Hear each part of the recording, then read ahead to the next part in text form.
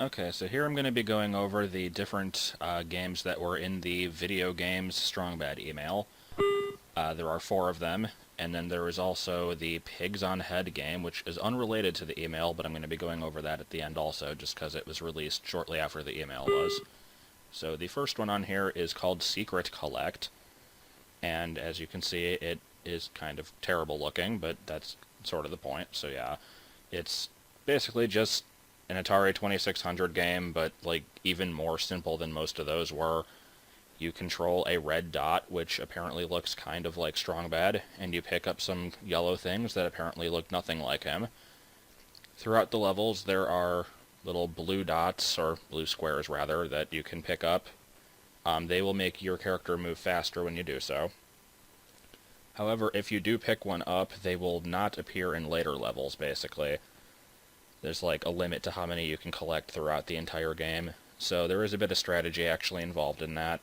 So you want to like save them for the later levels where it does actually take longer to get up to the gold thing. There's a level later on that it is basically impossible to avoid them, and there's some fidgety controls here and there. But overall, I mean, even though this is like the most simplistic game ever, I actually think it's one of the better ones introduced in the email. Just because it is actually somewhat like interesting to play. Some of the later levels can be sort of difficult if you don't have like any squares left to pick up, and I don't know, it's just simple fun, I guess. So the next game then is Strong Bad Zone, which is the one that everybody remembers for the your head explode thing. And there's actually two different versions of this. The one that was originally released um, has basically a programming bug in it. When you beat it, it's supposed to go to the back off baby thing, but it just doesn't do it right because there's I think like just something in the code was not typed correctly, and so when you beat him, it just generates a new strong bad head and nothing else happens. But I'll be showing off the other one in a second. This one is it's okay. The hit detection on it is a bit off sometimes. It can be really repetitive, and because there's not really any kind of ending to this, I can't really say there's much of a reason to play it.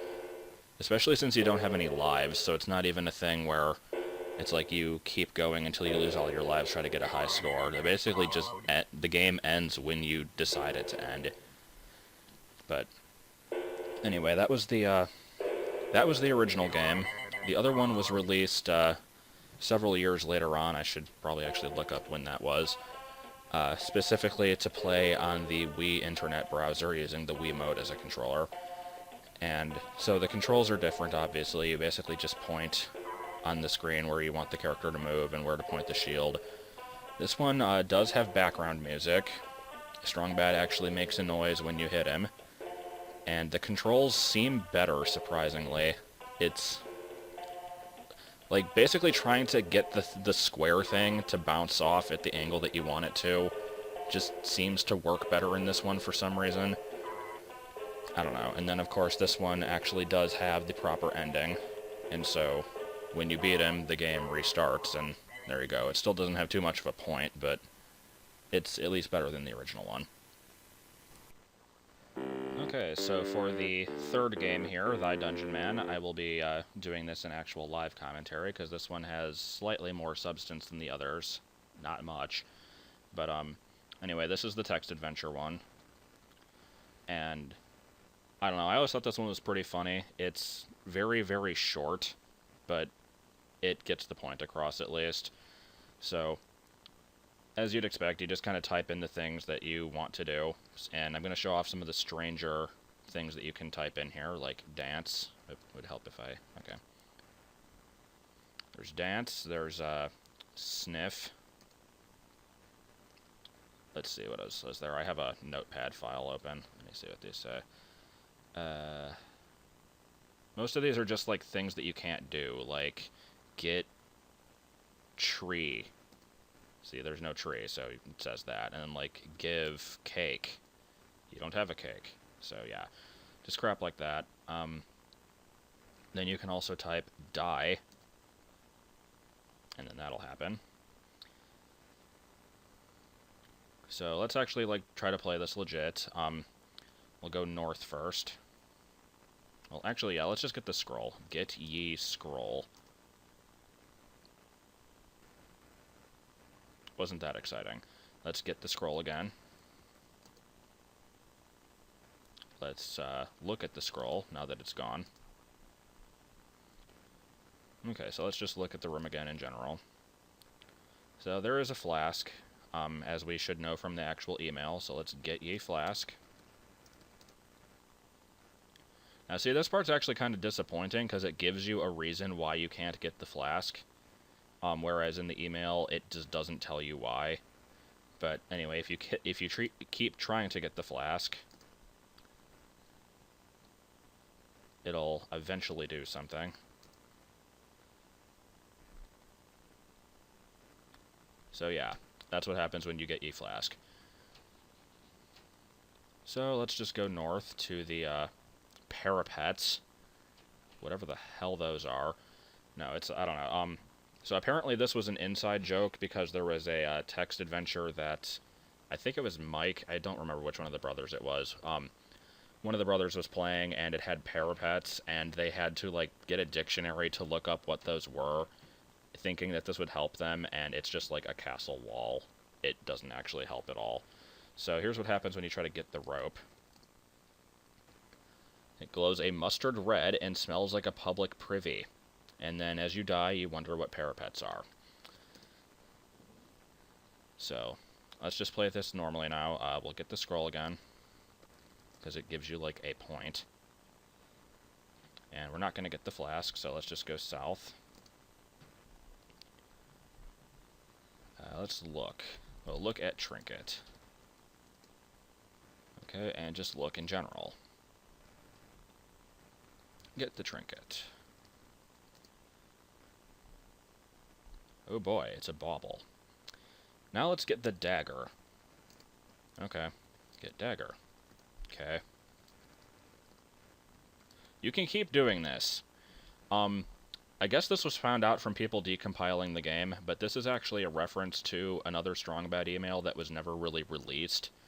There was one that, it was, what was that one called, actually? I think it was called Email Birds. It was in one of the DVDs, where Strong Bad just plays a text adventure at the end, and it's basically a precursor to this, where he, like, it says, like, you see a dagger, and so he types get dagger, and the game is like, what dagger? You can't get ye dagger. And so he just kind of like freaks out and he's like, you stupid game. So I guess they just kind of put that in as an inside joke. Every time you pick up this dagger, you just get 25 points, and you can just keep doing it indefinitely. Do you have an inventory? No. Let's see. Okay, whatever. Let's just go back north. Let's go to Dennis. No idea what a Jimber Jam is, so let's talk to Dennis. Let's talk Dennis. No, we'll talk to Dennis. I love the dialogue. Not the dialogue, but just the terminology in this. The Jimber Jam and the parapets and just all that weird stuff. So we can go not Dennis to get back to the original area, or we can give Trinket to Dennis. So he tells you what parapets are, you use that to escape the dungeon, and because I picked up all the trinkets, or because I got all those daggers, I have a score of 129. So, I guess yay for me. That's about it. There is a sequel to this game. I will not be doing it in this video, but it will be in the next one. So, moving on. Now, the last game on here, out of the original email at least, was Strong Bad's Rhino Feeder. I actually find this one to be the most useless of the four.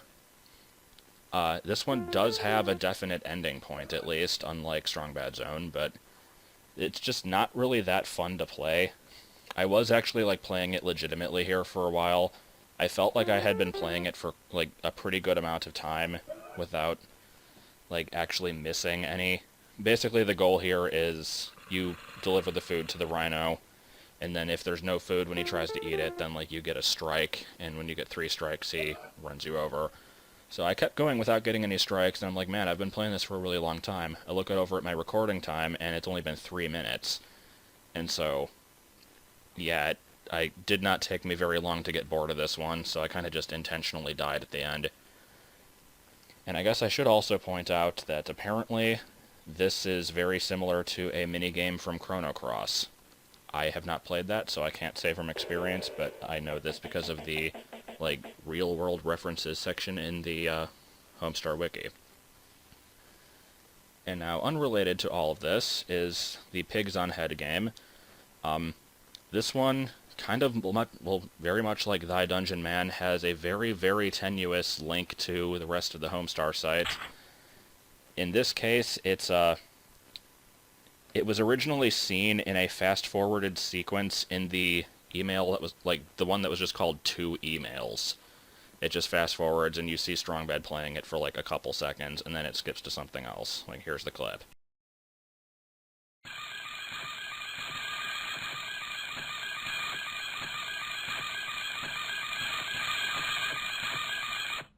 So yeah, that was it. This is the Game & Watch ripoff version of it.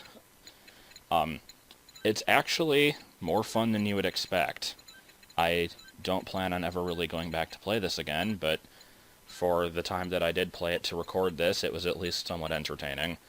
There's 2 game modes. The first one, you control the characters on the ladders as well as your character, which is apparently named Pageboy for some reason.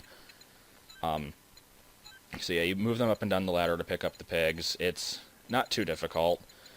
The more interesting game mode is actually the second one, because in that one, the guys on the ladders move individually. Like, you don't control them, because you can't control... No.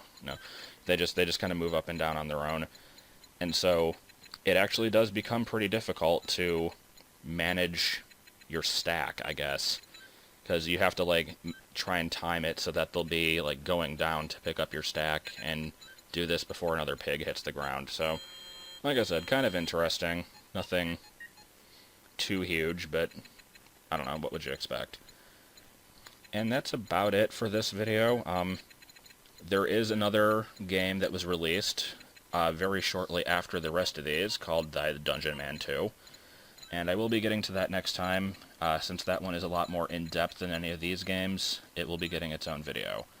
And I'll just kind of release that with the next post, which at this upload rate will probably be about May of 2016. So, I'll see you then, I guess.